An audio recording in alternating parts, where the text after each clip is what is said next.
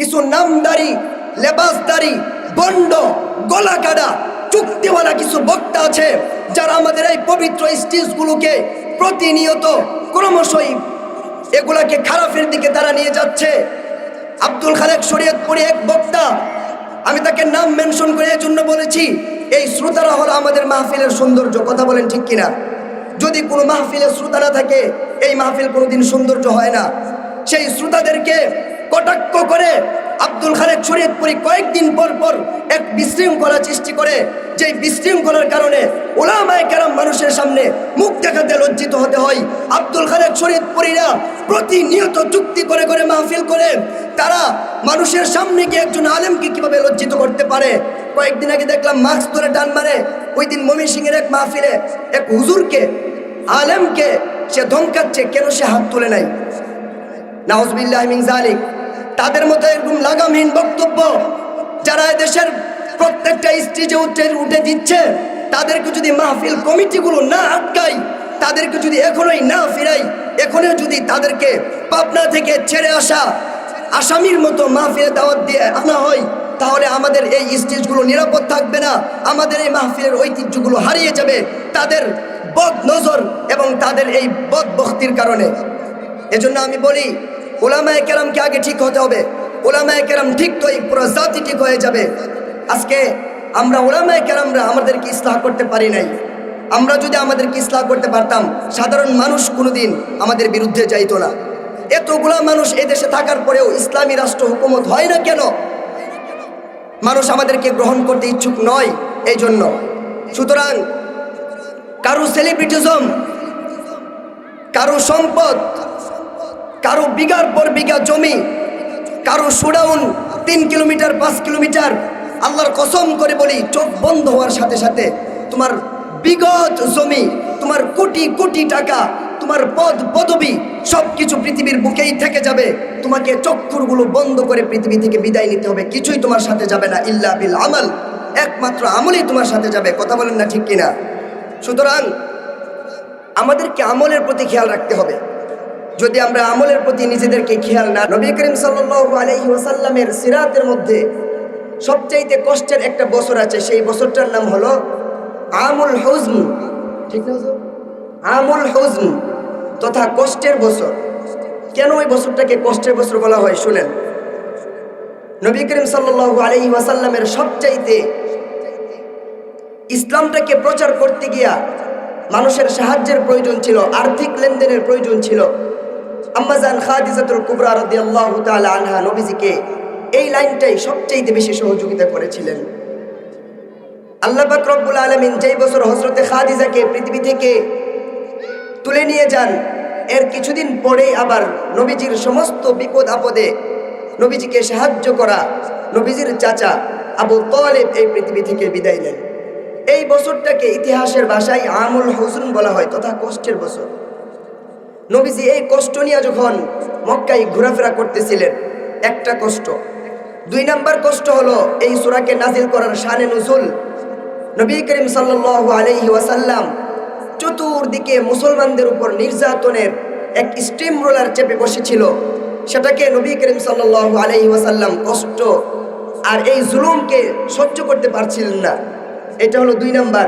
3 number, নবীজি সাল্লাল্লাহু আলাইহি ওয়াসাল্লামের 2টা সন্তান পৃথিবী থেকে বিদায় নিয়ে চলে গেছে, এটাও নবীজির কষ্ট। সর্বশেষ কষ্ট, নবী করিম সাল্লাল্লাহু আলাইহি ওয়াসাল্লামের সবচেয়ে নিকটতম আত্মীয় যারা আছে, এরা বংশের মানুষের কাছে গিয়ে গিয়ে ঘুরে ঘুরে বলে নবীজির চাচা পৃথিবী থেকে, নবীজির চাচাও চলে গেছে, নবীজির 2 সন্তানও চলে গেছে, মনে হয় মুহাম্মদের বংশটা নির্বংশ হয়ে গেছে, মুহাম্মদের আর কোনো বংশ আসবে না। নাউজুবিল্লাহ বলেন।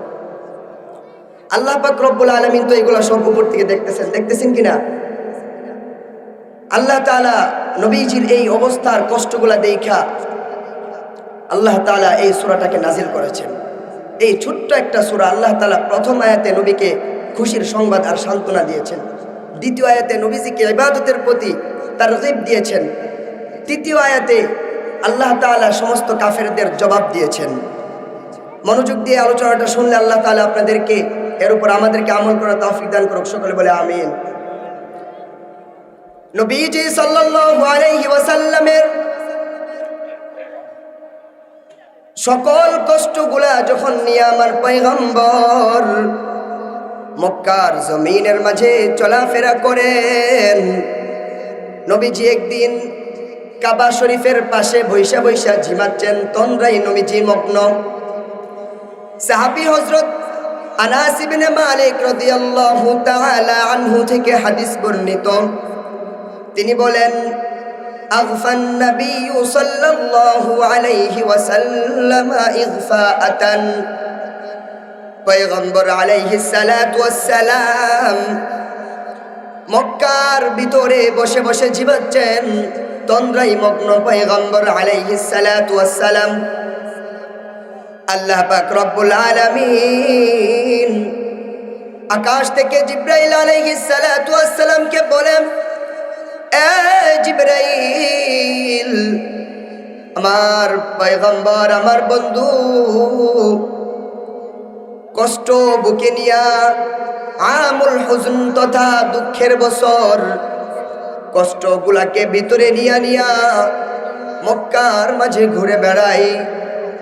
ও জিবরাইল, আমার হাবিবকে নিকটবর্তী আত্মীয় স্বজন রাজকে নির্বংশা বলে গালি দেয়, আজকে সমাজের মানুষ মুহাম্মদকে নির্বংশা বলে। জিবরাইল আলাইহিস সালাতু ওয়াস সালামকে বলে, ও জিবরাইল, আল্লাহ তাআলার কাছে তুমি যাও, আল্লাহ তাআলার পক্ষ থেকে তুমি হাবিবের কাছে যাও, সেখানে গিয়ে তুমি আমার পয়গম্বরকে জানা দাও, ইন্না আ'তাইনাকাল কাউসার। আল্লাহ তাআলার পক্ষ থেকে আয়াত নাযিল হয়, ইন্না আ'তাইনাকাল কাউসার, নিশ্চয়ই আমি আল্লাহ পয়গম্বর আপনাকে এই হাউজে কাউসার দান করলাম। আজকে আপনি দুনিয়ার কষ্টগুলা নিয়াম, মনের মধ্যে বিষণ্ণতা নিয়াম পয়গম্বর আপনি কষ্ট করেন না, পয়গম্বর আপনাকে কোনো কষ্ট করতে হবে না। আমি আল্লাহ তাআলা আপনাকে সেই হাউজে কাউসার জান্নাতের ময়দানে দান করব। জোরে বলেন সুবহানাল্লাহ। দ্বিতীয়তে আল্লাহ তাআলা বলেন, ফাসাল্লি লিরাব্বিকা ওয়ানহার, পয়গম্বর আপনি আমার জন্য নামাজ কায়েম করেন, আপনি আমার জন্য নামাজ পড়েন, আপনি আমার জন্য কুরবানি করেন। আল্লাহ পাক রব্বুল আলামিন যখন এই আয়াতটা নাযিল করলেন, পয়গম্বর আলাইহিস সালাতু ওয়াস সালাম হযরত সাহাবী আনাস থেকে যে হাদিসটি বর্ণিত সেটার মাঝে বলেন, ফারাফা রাসাহু মুবতাসিমান, নবীজি তার সেই তন্দ্রামগ্ন অবস্থা থেকে সঠিক অবস্থায় ফিরে এসে মাথাটাকে তুললেন হাসির একটা সুন্দর হাসি দিয়া। সাহাবায়ে কেরাম জিজ্ঞেস করলেন, ইয়া রাসূলুল্লাহ লিমাযা দাহিকতা, ওগো পয়গম্বর কেন আপনি হাসলেন? অথবা ওয়াফি রিওয়ায়াতিন আখার, কোন রিওয়ায়াতের মাঝে পাওয়া যায়, মা আদহাকাকা ইয়া রাসূলুল্লাহ, পয়গম্বর আপনাকে কোন জিনিস হাসাইল? পয়গম্বর আলাইহিস সালাতু ওয়াস সালাম নবীজি বলেন, আমাকে হাসাইছে কোন জিনিস জানোনি? উনজিলাত আলাইয়া সূরাতুল কাউসারি আনিফান, এই মুহূর্তে আল্লাহ তাআলার পক্ষ থেকে আমার উপর সূরাতুল কাউসারকে অবতীর্ণ করা হয়েছে, এই সুসংবাদ আমি পয়গম্বরকে হাসাইছে। আল্লাহর নবী সাল্লাল্লাহু আলাইহি ওয়াসাল্লাম ফাকরা বিসমিল্লাহির রহমানির রহিম, ইন্না আ'তাইনাকাল কাউসার হাত্তা খাতামাহা। এবার পয়গম্বর আলাইহিস সালাতু ওয়াস সালাম পুরাটা সূরাতুল কাউসারকে শেষ পর্যন্ত তিলাওয়াত করলেন। নবীজি সাল্লাল্লাহু আলাইহি ওয়াসাল্লামের এই ব্যাখ্যাটার ক্ষেত্রে পুরা সমগ্র জমহুর উলামায়ে কেরামের নিকট তাফসীরের প্রসিদ্ধ গ্রন্থের নাম হলো আল কাশাফ। কাশাফ গ্রন্থের লেখক হলেন ইমাম জামাখশরী রাহমাতুল্লাহি আলাইহি। তিনি তার কিতাবের মাঝে হাউজে কাউসারের গুণ বর্ণনা করতে গিয়া বলেন, হাউজে কাউসারের পানির বর্ণনা দিতে গিয়া তিনি বলেন, ও পৃথিবীর মানুষ, জানোনি হাউজে কাউসারের পানিটা কেমন হবে? হাউজে কাউসারের পানিটা আহলা মিনাল আসালি ওয়া আশাদ্দু বাইদাম মিনাল লাবান ওয়া আবরাদু মিনাস সালজি ওয়া আলয়ানু মিনাজ জুবদি। হাউজে কাউসারের পানি মধুর চাইতে মিষ্ট হবে রে, দুধের চাইতে বেশি সাদা, বরফের চাইতে বেশি ঠান্ডা এবং মাখনের চাইতেও বেশি নরম। নবী করিম সাল্লাল্লাহু আলাইহি ওয়াসাল্লামের আরেক হাদিস সাহাবী আব্দুল্লাহ ইবনে মাসউদ রাদিয়াল্লাহু তাআলা আনহু থেকে বর্ণিত হয়, তিনি বলেন, কাকে এই পানি আল্লাহর নবী পান করাবেন কিয়ামতের ময়দানে? নবীজি সাল্লাল্লাহু আলাইহি ওয়াসাল্লামের সাহাবী আব্দুল্লাহ ইবনে মাসউদ রাদিয়াল্লাহু তাআলা আনহু বলেন, قال رسول الله صلى الله عليه وسلم انا فرطكم على الحوض। আমি কিয়ামতের পরে হাউজের ময়দানে হাউজে কাউসারের পানি দৌড়ে দৌড়ে আমি ওই জায়গায় যাব। এরপরে নবীজি বলেন, ওয়ালা উনাজিআন আকওয়ামান, আমি ফেরেশতাদের একটা জামাতের সাথে একটা জাতিকে নিয়ে টানাটানি করব, একটা গোত্রকে নিয়ে আমি ফেরেশতাদের সঙ্গে রীতিমতে টানাটানিতে লিপ্ত হয়ে যাব। অতঃপর তিনি বলেন, ওয়ালা উনাজিআন আকওয়ামান সুম্মা লাউগলাবান্না আলাইহিম, ফেরেশতারা আল্লাহর নবীর সঙ্গে জিতে যাবেন, আল্লাহর নবী সেখানে পরাজিত হয়ে যাবেন। আল্লাহর নবী আল্লাহ তাআলাকে সাথে সাথে বলবেন, ফাকুলু ইয়া রাব্বি আসহাবি আসহাবি, ওগো আল্লাহ, এরা তো আমার উম্মত, এরা তো আমার সাথী, তুমি কেন এদেরকে হাউজে কাউসারের পানি পান করতে দিচ্ছ না? এবার আল্লাহ তাআলা ডাক দিয়ে বলবেন, ও পয়গম্বর, ইন্নাকা লা তাদরি মা আহদাসু বাদাক, দুনিয়া থেকে আপনি বিদায় নেওয়ার পরে এই সমস্ত মানুষেরা আপনার রেখে যাওয়া দিনের মাঝে নতুনত্ব নিয়ে আসছিল, সেই সম্পর্কে আপনি জানেন না। যেহেতু তারা দিনের মাঝে বিদআতকে ঢুকাইছিল, আমি আল্লাহ তাআলা আজকে তাদেরকে হাউজে কাউসারের পানি পান করতে দিব না। সুতরাং যারা বিদআত করে তাদেরকে হাউজে কাউসারের পানি পান করতে দেওয়া হবে না। হাউজে কাউসারের পানি পান করবে কেবলমাত্র যেই সমস্ত মানুষ নবীজি সাল্লাল্লাহু আলাইহি ওয়াসাল্লামের সঠিক রাস্তা, যেই রাস্তা নবীজি দিয়ে গিয়েছেন সেই রাস্তায় যারা চলবে তাদেরকেই হাউজের পানি পান করানো হবে। আরেক হাদিস, নবী করিম সাল্লাল্লাহু আলাইহি ওয়াসাল্লাম আমাদেরকে প্রত্যেকটা জীবনের প্রতিটা অধ্যায়ে আমাদেরকে সুন্নত শিক্ষা দিয়েছেন। আমাদেরকে নবীজি এমন রাস্তা দেখিয়ে দিয়ে গিয়েছেন, সেই রাস্তার নাম হলো সিরাতে মুস্তাকিম, তথা সরল সহজ পথ, এটা জান্নাতের পথ।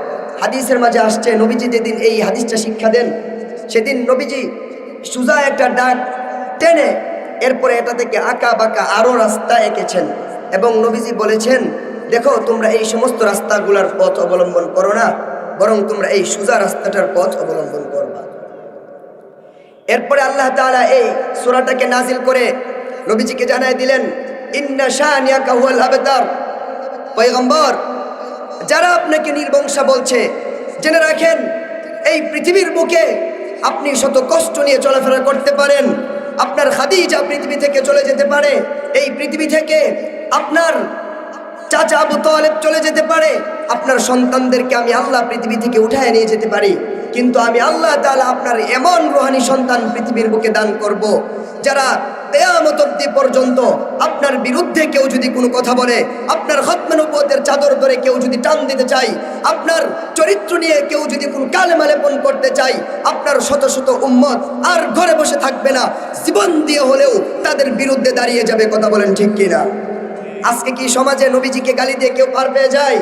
পার পেয়ে যায় না। আল্লাহ তাআলা বলেন, হে পয়গম্বর, আপনাকে যারা বলেছিল নির্বংশা, আমি আল্লাহ তাআলা তাদেরকে নির্বংশা করে দিয়েছি, কিন্তু আপনাকে নির্বংশা করি নাই।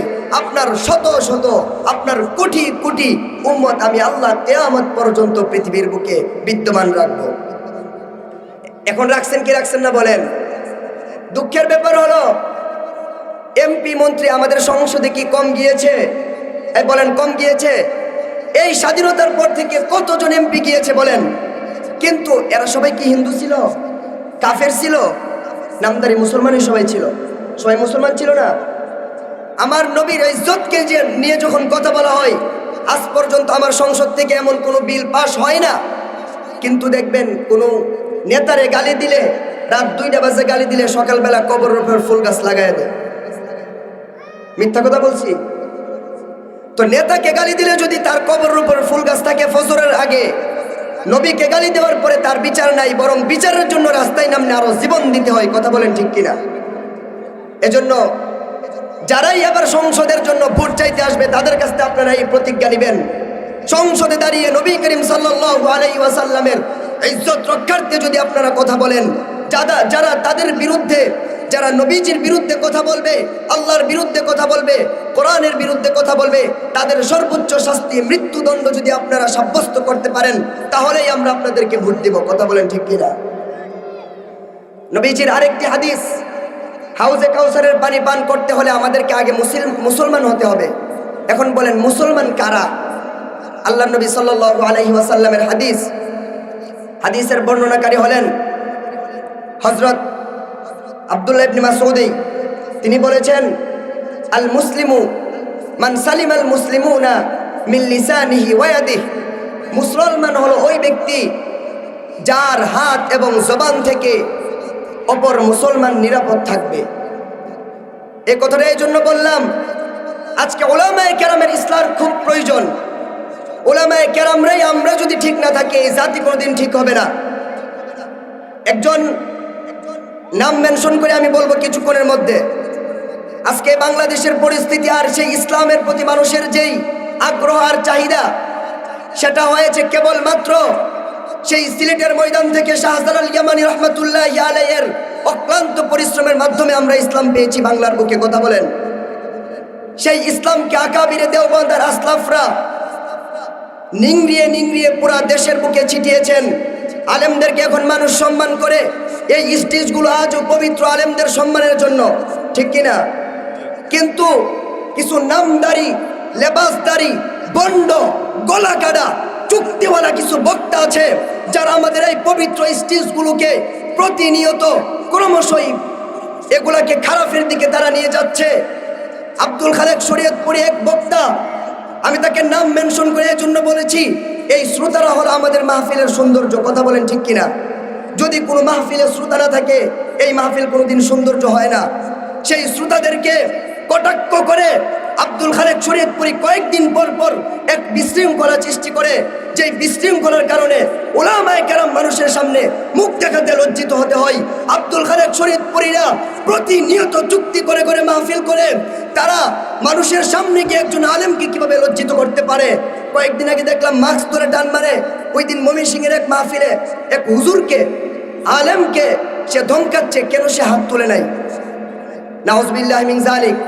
তাদের মতো এরকম লাগামহীন বক্তব্য যারা দেশের প্রত্যেকটা স্টেজে উঠে দিচ্ছে, তাদেরকে যদি মাহফিল কমিটিগুলো না আটকায়, তাদেরকে যদি এখনোই না ফিরাই, এখনই যদি তাদেরকে পাবনা থেকে ছেড়ে আসা আসামির মতো মাহফিলে দাওয়াত দিয়ে আনা হয়, তাহলে আমাদের এই স্টেজগুলো নিরাপদ থাকবে না, আমাদের এই মাহফিলের ঐতিহ্যগুলো হারিয়ে যাবে তাদের বদ নজর এবং তাদের এই বদ বখতির কারণে। এজন্য আমি বলি, উলামায়ে কেরামকে আগে ঠিক হতে হবে। উলামায়ে কেরাম ঠিক তো এই পুরো জাতি ঠিক হয়ে যাবে। আজকে আমরা উলামায়ে কেরামরা আমাদেরকে ইসলাহ করতে পারি নাই। আমরা যদি আমাদেরকে ইসলাহ করতে পারতাম, সাধারণ মানুষ কোনোদিন আমাদের বিরুদ্ধে যাইতো না। এতগুলা মানুষ এদেশে থাকার পরেও ইসলামী রাষ্ট্র হুকুমত হয় না কেন? মানুষ আমাদেরকে গ্রহণ করতে ইচ্ছুক নয় এই জন্য। সুতরাং কারো সেলিব্রিটিজম, কারো সম্পদ, কারো বিঘার পর বিঘা জমি, কারো শোডাউন 3 কিলোমিটার 5 কিলোমিটার, আল্লাহর কসম করে বলি, চোখ বন্ধ হওয়ার সাথে সাথে তোমার বিগত জমি, তোমার কোটি কোটি টাকা, তোমার পদ পদবি সব কিছু পৃথিবীর বুকেই থেকে যাবে। তোমাকে চক্ষুরগুলো বন্ধ করে পৃথিবী থেকে বিদায় নিতে হবে। কিছুই তোমার সাথে যাবে না, ইল্লা বিল আমল, একমাত্র আমলই তোমার সাথে যাবে। কথা বলেন না ঠিক কিনা? সুতরাং আমাদেরকে আমলের প্রতি খেয়াল রাখতে হবে। যদি আমরা আমলের প্রতি নিজেদেরকে খেয়াল না রাখি, সেটা হবে আমাদের জন্য চরম এক লাঞ্ছনাকর অবস্থা। এজন্য আমাদেরকে আমলের প্রতি খেয়াল রাখতে হবে। মহান রব্বে কাবা আমাদেরকে আমলের প্রতি খেয়াল রাখার তৌফিক দান করুক। সকলে বলে আমিন। হাউজে কাউসারের পানি আমরা পান করতে কি চাই কি চাই না? চাই। যদি হাউজে কাউসারের পানি আমরা পান করতে চাই, তাহলে বাজার আমাদেরকে নবীজির দেখানো পথে চলতে হবে। আমরা যদি নবীজির দেখানো পথে না চলি, তাহলে তো আমাদের কপালে সেই পানি জুটবে না।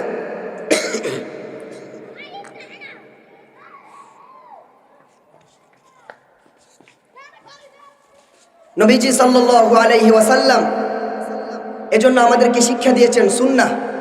তোমরা কোন পথে চলবা, কোন পথে আল্লাহ তাআলা আমাদের মুক্তি রেখেছেন, সেটা হলো সুন্নাহের পথ।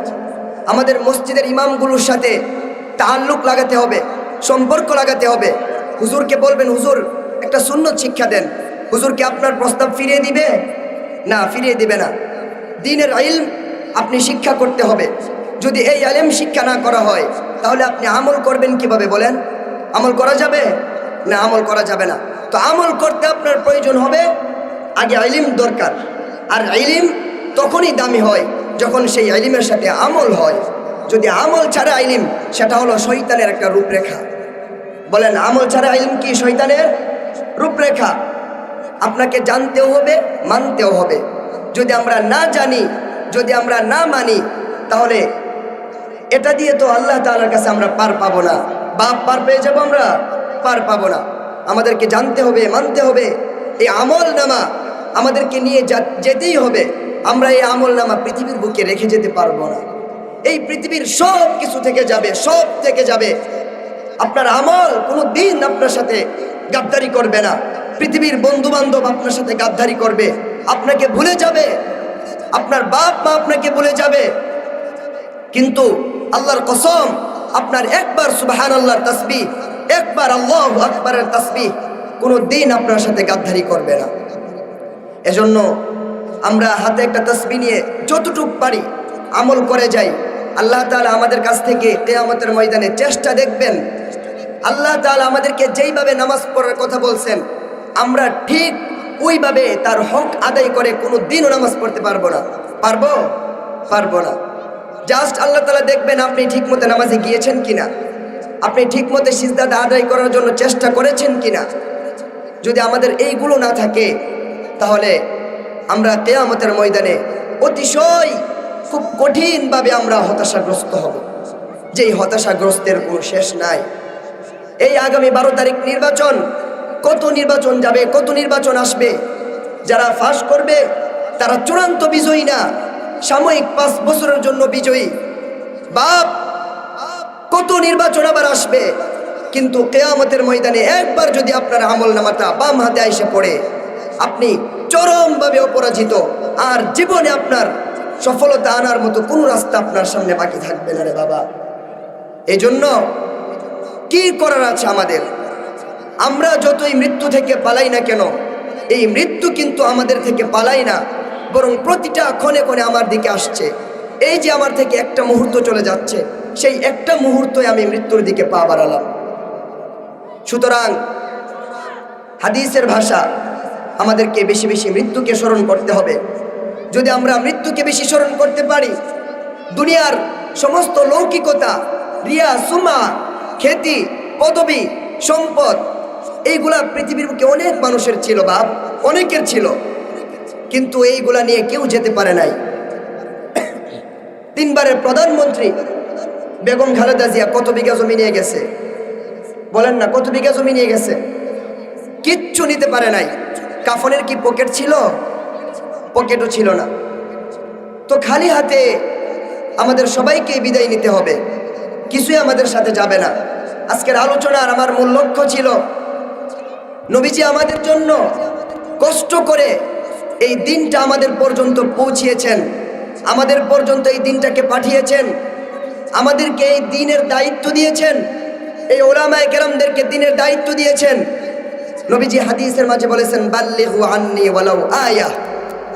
এ উলামায়ে কেরাম, এ সাহাবায়ে কেরাম, তোমরা শোনো, আমার পক্ষ থেকে যদি একটি বাণীও তোমাদের পর্যন্ত পৌঁছে, তোমরা এই একটি বাণীও তোমাদের পরবর্তী প্রজন্মের কাছে পৌঁছে দিতে হবে।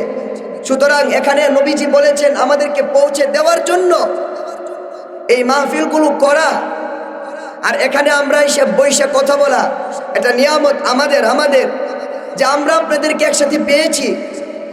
আমরা আপনাদের সামনে দিনের কথাগুলো বলবো কেন, দায়িত্ব আমাদের, আপনাদের দায়িত্ব না যে আপনারা এসে শুনে যাইবেন, বরং দায়িত্ব আমাদের যারা এই জ্ঞান অর্জন করছে, মানুষের দরজায় দরজায় গিয়ে হাতে হাত রাইখা তাদেরকে এটা শিক্ষা দেওয়া, এটা আমাদের দায়িত্ব। তো আপনাদেরকে পেয়ে আমরা আলহামদুলিল্লাহ শুকরিয়া আদায় করি। সুতরাং আমাদের এই দায়িত্বকে আমরা আপনাদের পর্যন্ত পৌঁছাতে গিয়ে সমস্ত বাধা বিপত্তিগুলোকে আমাদেরকে এড়িয়ে চলতে হবে। ওলামায়ে কেরামের সাথে আপনাদেরকে থাকতে হবে। ওলামায়ে কেরামের সাথে সম্পর্ক রাখবেন। কিয়ামতের ময়দানে আল্লাহ তাআলা বান্দার উসিলা খুঁজবে, কাকে কোনভাবে ক্ষমা করা যায়, কার কি একটা ভালো কাজ আছে, কোন কাজটার মাধ্যমে আল্লাহ তাআলা তাকে জান্নাত দিবে, খালি খুঁজতে থাকবে। আপনার আমল নামায় যদি এমন একটা সওয়াব পাওয়া যায় যে আল্লাহ তাআলার জন্য আপনি ওলামায়ে কেরামকে ভালোবেসেছিলেন, আল্লাহ তাআলার জন্য আপনি মসজিদের সাথে অন্তরের একটা ভালোবাসা সৃষ্টি করেছিলেন, বাপ এই একটা আমল আপনাকে জান্নাতে নিয়ে যাওয়ার জন্য যথেষ্ট হয়ে যেতে পারে। সুতরাং আমল যতই ছোট হোক সেটাকে ছোট ভাবা যাবে না। আমল যতই ছোট হোক সেটাকে কি ভাবা যাবে না বলেন? ছোট ভাবা যাবে না।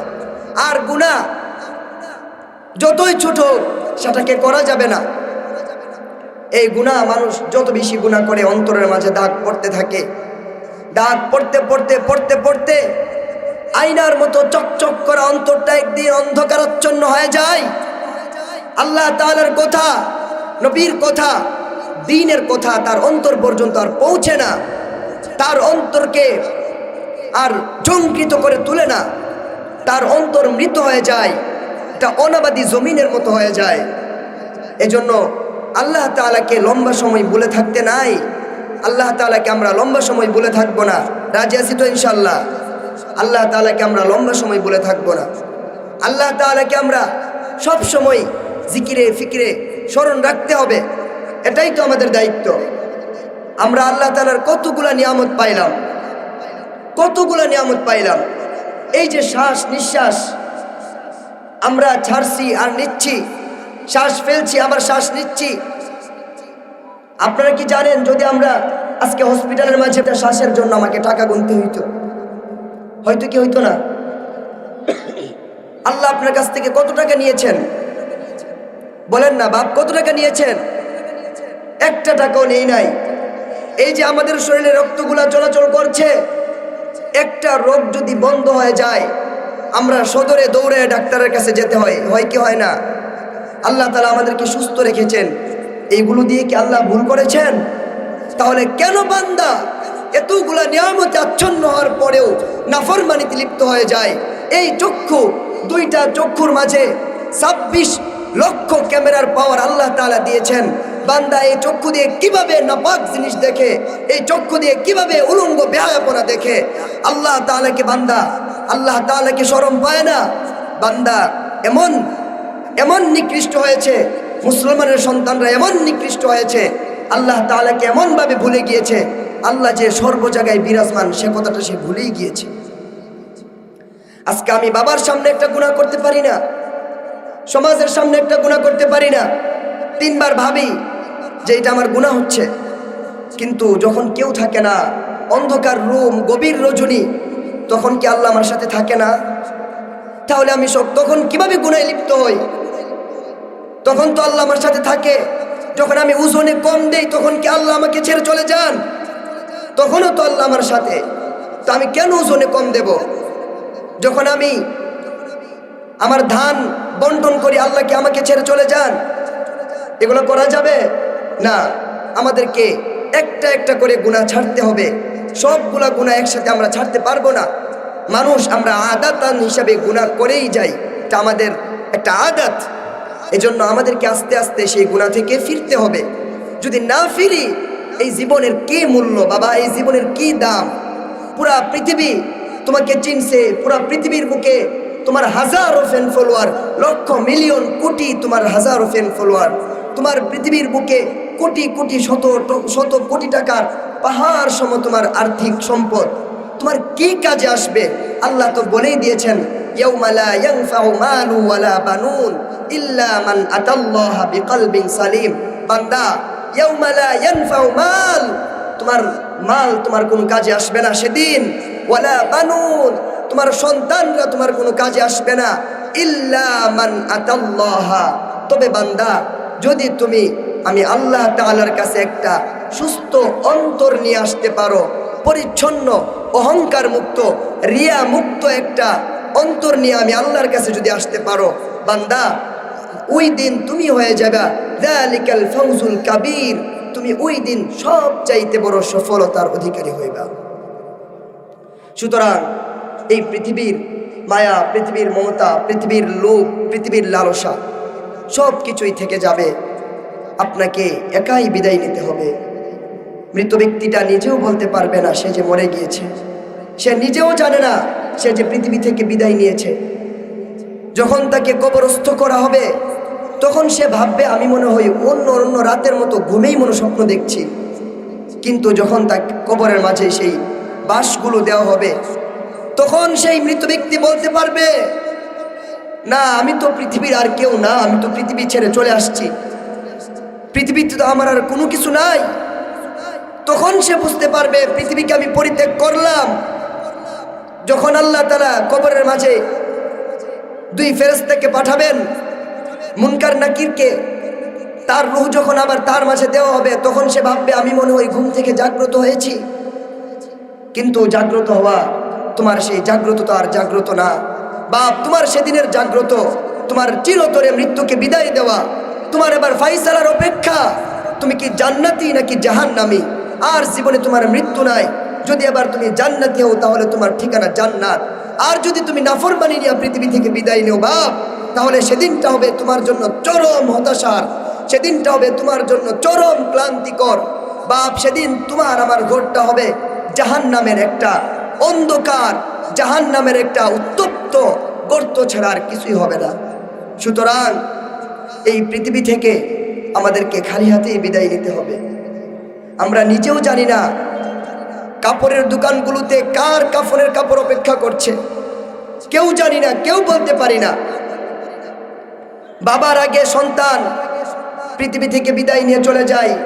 এই দুনিয়াতে আসার অনেক রাস্তাঘাট আছে, সোজাসুজি একজনের পর একজন সিরিয়াল বংশ পরম্পরায় আসতেই থাকে, কিন্তু যাওয়ার কোনো সিরিয়াল নাই, কোনো সিরিয়াল নাই।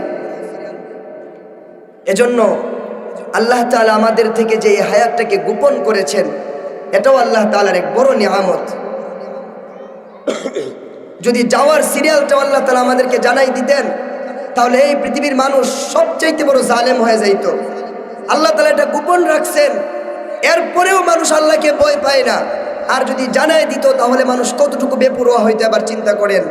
সে ভাবতো আমার মৃত্যুর 2 মাস আগে আমি ভালো হয়ে যাব, 2 দিন আগে ভালো হয়ে যাব, ঠিক কিনা? আমাদের তওবাও তখন আর নসিব হইতো না। আল্লাহ তাআলা যে হায়াতটাকে গোপন রাখছেন এটা আমাদের জন্য অনেক বড় একটা নিয়ামত। নিয়ামত কিনা? আমাদের তওবা কবুল হওয়ার একটা মাধ্যম। যদি আল্লাহ তাআলা আমাদেরকে হায়াত জানায় দিতেন তাহলে আমাদের তওবাও কবুল হইতো না।